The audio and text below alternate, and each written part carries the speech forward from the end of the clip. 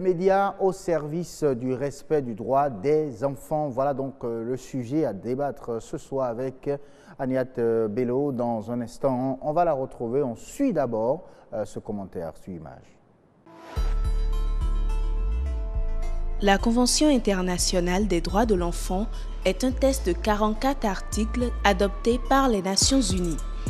Elle affirme qu'un enfant n'est pas seulement un être fragile qu'il faut protéger, mais aussi une personne qui a le droit d'être éduquée, soignée, protégée, quel que soit l'endroit du monde où il est né. Il a aussi le droit de s'amuser, d'apprendre et de s'exprimer. Cette loi a été ratifiée par 191 pays sur 193. Seuls la Somalie et les États-Unis ont refusé de s'engager. Malgré ce test, beaucoup reste à faire en ce qui concerne les droits des enfants. Les promouvoir, c'est tout d'abord créer des conditions sociales, économiques et culturelles afin que tous puissent y accéder. Certaines organisations œuvrent dans ce sens, c'est le cas de l'UNICEF qui mène différentes actions.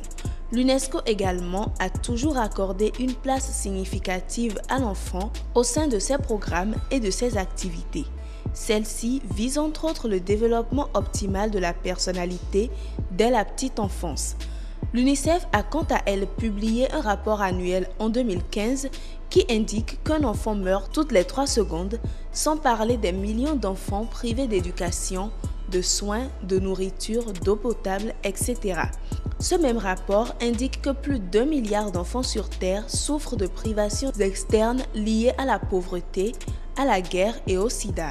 Parmi les nombreuses œuvres qui agissent pour que soit reconnue la dignité des enfants du monde entier, l'UNICEF est sûrement l'une des plus connues.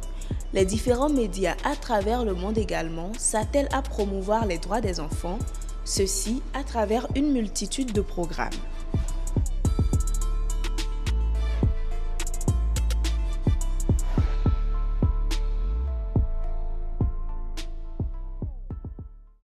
Merci beaucoup à vous, Jennifer Sativi, pour cet élément réalisé.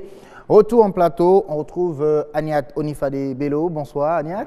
Bonsoir, Assom Gaba, mesdames et messieurs, bonsoir chez vous. Tout à fait normal qu'on vous reçoive sur ce sujet, puisque vous êtes journaliste. Vous aimez aussi beaucoup les enfants, vous les défendez aussi, pourquoi pas. Et donc, on va parler de votre métier en tant que journaliste, mis donc au service du respect du droit des enfants aujourd'hui. J'aimerais vous poser la question de savoir, en tant que journaliste, est-ce que vous constatez en réalité, vous remarquez que les droits des enfants sont respectés au Bénin? Oui, avant tout, Assom, je voudrais rappeler aux téléspectateurs pourquoi on a choisi ce sujet. Demain, le monde entier célèbre la journée internationale de la radio et de la télévision en faveur des enfants. Alors pour nous, c'était opportun de pouvoir ouvrir sur le sujet. On devait recevoir quelqu'un de l'UNICEF pour pouvoir nous dire un peu comment ils essaient de mettre les médias à contribution pour la cause des enfants. On les aura probablement demain si tout va bien. En attendant, Assom Gaba, vous et moi, on est encore à même de pouvoir en parler puisqu'on parle des médias. Donc j'en reviens à votre question. D'accord. Donc je me demandais si je vous demandais si vous avez fait le constat si les droits des enfants sont respectés au Bénin. Alors, quand on dit droit des enfants, tout de suite, je pense que tant qu'il y a un enfant quelque part qui est brimé, on ne peut pas dire que les droits des enfants en général sont respectés. Pour certains enfants, leurs parents, le fait que nous avons des tests juridiques, nous avons la loi, nous avons des structures. Quand on prend par exemple la branche de la police républicaine qui s'occupe de la protection des enfants, les structures internationales, les ONG, nous avons quand même tout ce qu'il faut pour encadrer la protection des enfants ici au Bénin. Et pourtant, nous avons encore des enfants qui sont dépourvus de certains de leurs droits. Donc, on est encore loin du 100% respect du droit des enfants. C'est vrai qu'il y a une bonne politique qui est donc mise en place pour le respect du droit des enfants seulement. Il ne manque pas les brebis galeuses, il y en a toujours. Qui s'obstinent donc à ne pas respecter le droit de ces enfants. Alors, les textes de loi en faveur des enfants, ce n'est pas ce qui manque, vous l'avez dit tout à l'heure. Et pourtant, comment expliquer alors le fait que certains enfants sont toujours brimés? Oui, c'est parce que ceux qui sont censés les protéger ne sont parfois pas là. Parce que les premiers gardiens de l'enfant, c'est d'abord ses parents. Et parfois, ce sont ses parents même qui briment l'enfant dans son droit. On oublie parfois que cet enfant-là, il a des droits et des droits qu'on doit respecter. Quand ce sont les géniteurs même de cet enfant, parce que je me dis, le tout ne suffit pas d'être père, d'être mère pour dire qu'on est des parents. Un parent, c'est celui qui protège l'enfant. C'est pourquoi je les appelle géniteurs, qu'ils m'en excusent. Quand nous avons parfois des géniteurs qui sont eux-mêmes source de malheur pour ces enfants, comprenez donc qu'on est encore très loin de la mise en application de ces lois. Quand on a une société parfois qui est complice, qui trouve que l'enfant n'a jamais raison devant son père, donc peu importe ce que le père fait, peu importe ce que la mère fait, l'enfant a toujours tort. À quel moment on protège ses droits véritablement?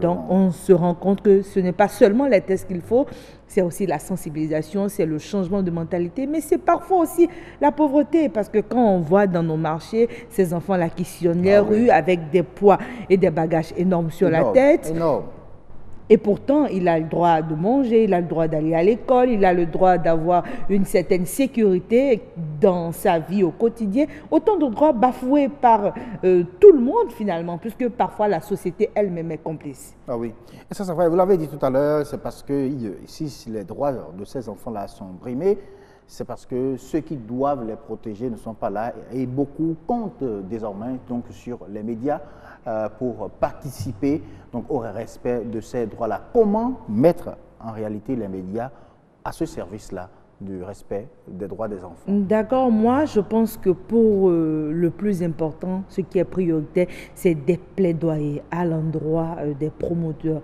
des chaînes de télévision, radio et privées, des plaidoyers à l'endroit de ceux qui gèrent les organes publics ici pour que dans nos différents programmes, on puisse faire des émissions qui montrent un peu tout ce qu'il faut pour un enfant, pour son bien-être. Le code de l'enfant, on le connaît, les droits des enfants, nous les connaissons. Ces différents droits-là, dans nos différentes langues, on doit faire comprendre aux populations que ces enfants, pour eux, ces droits sont des droits fondamentaux. Ce sont des droits fondamentaux. Oui. Est-ce que les médias béninois adhèrent à la cause? Bon, Assome Gaba, déjà, dans le programme et tout le reste. Déjà, je vous répondrai que ce plateau illustre parfaitement le fait qu'il y a des efforts qui sont faits par certains médias, on encourage à ce qu'on y aille. Ce qui est dommage parfois, c'est qu'on a l'impression que la politique prend le dessus sur certains faits qui ne sont pas moins importants. Donc ce serait bien qu'on puisse trouver le juste milieu. Comment s'assurer que sur nos programmes, on puisse écouter l'enfant, on puisse faire la promotion de ses droits, on puisse aller vers ces structures-là, parler de leurs difficultés, à encourager l'enfant à le protéger véritablement. La politique qui prend le dessus, vous l'avez bien dit.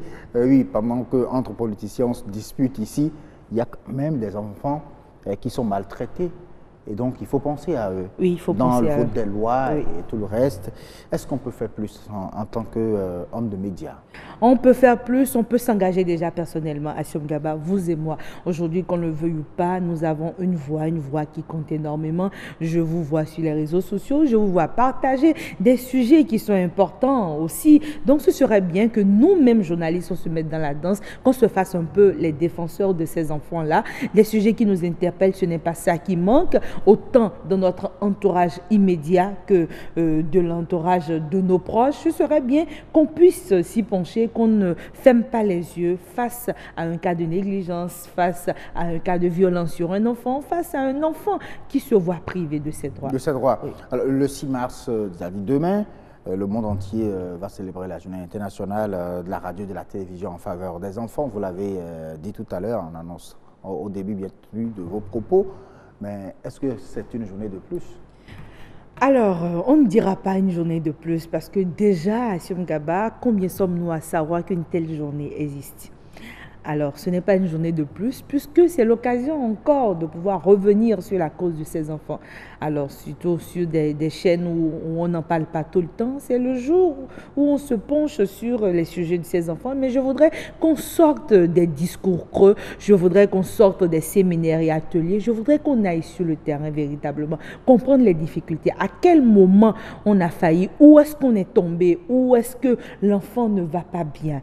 pour pouvoir les soulager. C'est Les le soulager. jour pour qu'on puisse soulager ces enfants qui souffrent dans nos sociétés. Oui, c'est vrai. Merci beaucoup à vous, Aniatoni Fadé-Bello, hein, pour toutes ces explications, votre avis en tant que femme de médias également, et aussi en faveur des enfants qui nous suivent certainement, des parents également, des géniteurs, parce que vous avez fait la différence entre parents et géniteurs quand même. Oui. Vous avez fait la différence. Être parent, ça ne veut pas dire qu'on est forcément géniteur. Et Oui. être géniteur ne veut pas dire qu'on est forcément parent aussi. Totalement d'accord avec vous, Hassim Gaba. C'est ça. Oui. Merci à vous. À très très bientôt. Hein. Oui, Et on se retrouve encore on demain, se retrouve Hassim déjà Gaba. demain avec maintenant un invité. Oui, un expert sur ce plateau. Certainement, Oui. qui va accepter venir, surtout pour la cause de ces enfants-là. Il faut qu'on sensibilise, il faut qu'on diffuse davantage de messages pouvant amener le changement de comportement au niveau, bien sûr, de ces hommes et femmes qui, peut-être, ne maîtrisent ou par ignorance, briment le droit de ces enfants, de nos enfants. Il le faut en réalité. Et donc demain, on espère bien avoir un spécialiste sur ce plateau. On aura davantage de chiffres, on aura davantage de faits Oui. palpables pour pouvoir donc sensibiliser davantage nos téléspectateurs. Merci à vous. Merci À à très vous, très Hassim bientôt. Gaba.